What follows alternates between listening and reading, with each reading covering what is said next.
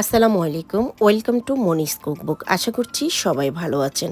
আজকে আমি একটি চাইনিজ করলার রেসিপি শেয়ার করছি। এটা আমাদের দেশের করলার মতোই। আশা করছি আপনাদের ভালো লাগবে। কে কোথা থেকে আমার ভিডিওটি দেখছেন অবশ্যই কমেন্টসের মাধ্যমে আমাকে জানাতে পারেন। তো চলুন যাই আমার আজকের রেসিপিতে।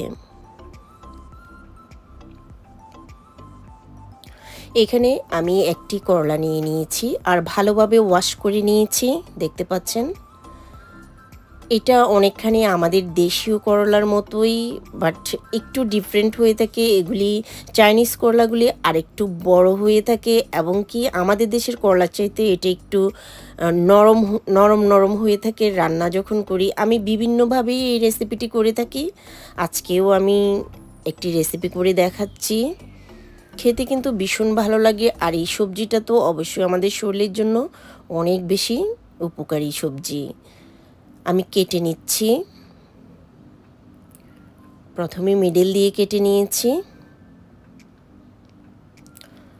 আজকের রেসিপির জন্য আমি একটু থিক করে কেটে নিব, এরকম করে। বেশি পাতলা করা যাবে না, একটু থিক করেই মোটা করে কেটে নিতে হবে। এইভাবে করে আমি পুরো করলাটাকে কেটে নিচ্ছি।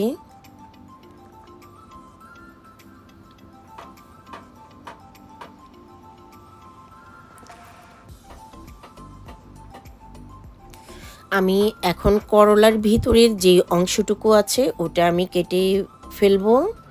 যেহেতু আজকে আমি পুর ভরা করলা তৈরি করছি, সেজন্য ভিতরে আমার পুরটা দিতে হলে ভিতরের অংশটুকু কেটে নিতে হবে।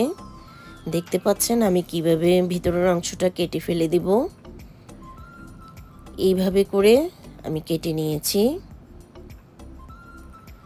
এভাবে করে আমি সবগুলি করলাকে করে নিয়েছি, ভিতরের অংশটুকু কেটে নিয়েছি। দেখতে পাচ্ছেন এখানে আমি সবগুলি করে ফেলেছি। এখন আমি একটি বোল নিয়ে নিচ্ছি আজকে পুরগুলি তৈরি করার জন্য। প্রথমে আমি একটি মিডিয়াম সাইজের আলু নিয়ে নিয়েছি কুচি করে। আলুটা একটু কালচে হয়ে গেছে যেহেতু আমি পানিতে দেইনি। এভাবে কুচি কুচি করে কেটে নিতে হবে। 2 টেবিল চামচের মতো আমি পেঁয়াজ কুচি দিয়ে দিচ্ছি। 1 টেবিল চামচের মতো দিয়ে দিচ্ছি রসুন কুচি।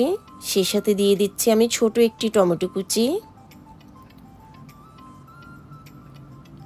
এখন দিয়ে দিব আমি 2-3টি কাঁচামরিচ কুচি।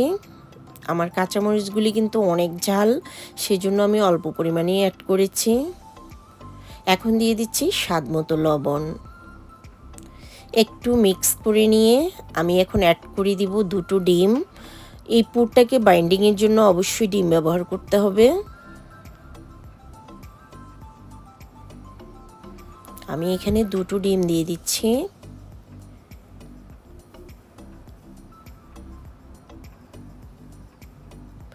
ভালোভাবে পুরির সাথে আমি ডিমকে মিক্স করে নেব।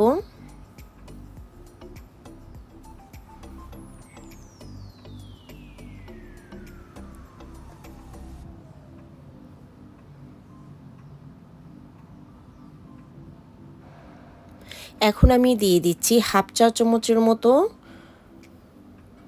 মরিচ পাউডার আর হাফ চা চামচের মতো ধনিয়া পাউডার। এখানে আমি অন্য কোনো মশলা ব্যবহার করব না।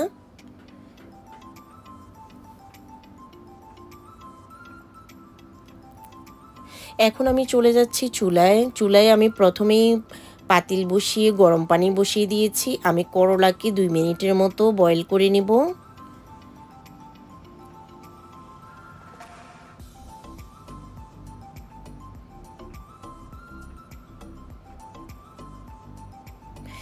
এক 2 মিনিটের বেশি বয়েল করবেন না, জাস্ট 2 মিনিট বয়েল করে নিলে হবে। এখন আমি উঠিয়ে নিচ্ছি।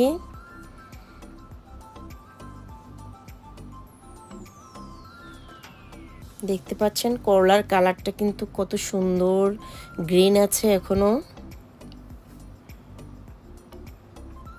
এবার আমি চুলায় ফ্রাই প্যান বসিয়ে দিয়ে দিয়েছি আর ফ্রাই প্যানটা যখন গরম হয়ে গেছে এখন আমি 2 টেবিল চামচের মতো তেল দিয়ে দিচ্ছি।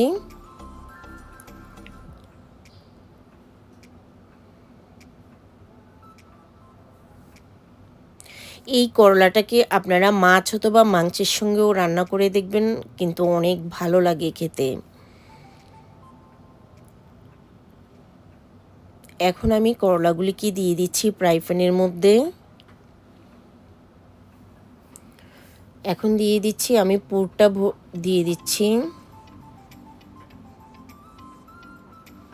আলু আর ডিমের বিভিন্ন উপকরণের যে পুরটাকে আমি তৈরি করে রাখছি, ওটা আমি এখন করলার মধ্যে দিয়ে দিচ্ছি, দেখতে পাচ্ছেন।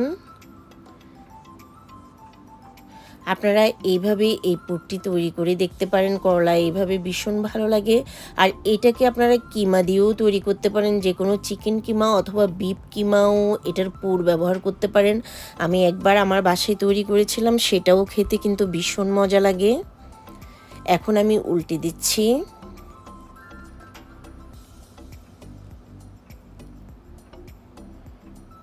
অপোজিট সাইডটা হয়ে যাওয়ার জন্য বেশি সময় লাগে না, 5 থেকে 6 মিনিটের মধ্যেই কিন্তু এটা হয়ে যায়, দেখতে পাচ্ছেন।